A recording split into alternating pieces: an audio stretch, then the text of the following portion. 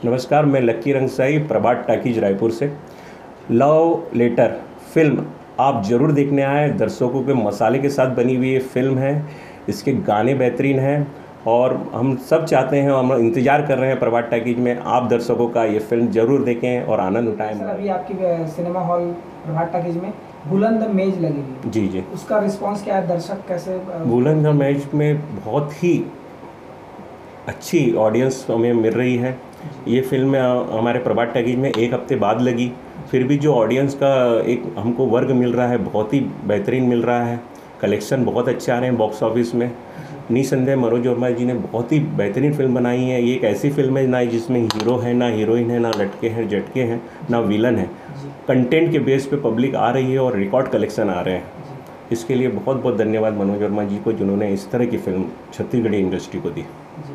17 तारीख को सर, 17 जून को अभी एक और नई फिल्म लगने वाली है, जो कि आपकी प्रभास सिनेमा में ये फिल्म लगेगी, लव लेटर। उसके बारे में क्या आप कहना चाहेंगे सर? जैसे लव लेटर के गाने बहुत लोगों को पसंद आ रहे हैं और जैसे अभी हम लोगों ने जब से पिक्चर को डिक्लेयर किया है सिनेमा में, उसकी पूछ परख ज़्यादा हो रही है। एडवांस बुकिंग के लिए लोगों का वो है इंक्वायरी पिक्चर के प्रति, और जैसा इसके गाने वगैरह चल रहे हैं, निसंदेह ये फिल्म सुपर हिट होगी।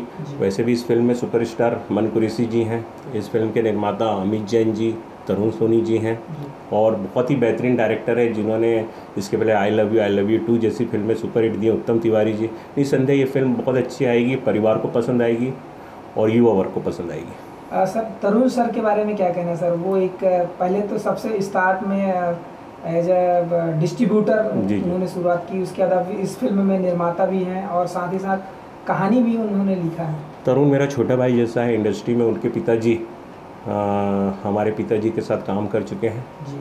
और जैसा वो मेहनत कर रहा है, निसंदेह फिल्म बहुत अच्छी बन पड़ी है। उसने जो बनाया है मतलब प्रोडक्शन हाउस में अपने, और जैसे उसने कहानी लिखी है, निसंदेह वो सिनेमा लाइन से जुड़ा हुआ है बचपन से, तो कहीं ना कहीं उसने कई बारीकी से जो पब्लिक की नब्ज होगी उस हिसाब से इस फिल्म की कहानी लिखी होगी जो पब्लिक को बिल्कुल पसंद आएगी। तो मैं बनाता ही रहता हूँ वीडियो प्रमोशन के लिए जी। और कुछ ना कुछ जो एक्टिंग का अंदर जो बचपन से कीड़ा है, क्योंकि हम लोग सिनेमा लाइन में मेरे जन्म हुआ है, सिनेमा लाइन से ही जुड़ा हूँ, युवा भी सिनेमा लाइन में हुआ। अभी आज मेरी 40 साल की उम्र होने आ रही है, मैं सिनेमा लाइन से ही जुड़ा हुआ हूँ।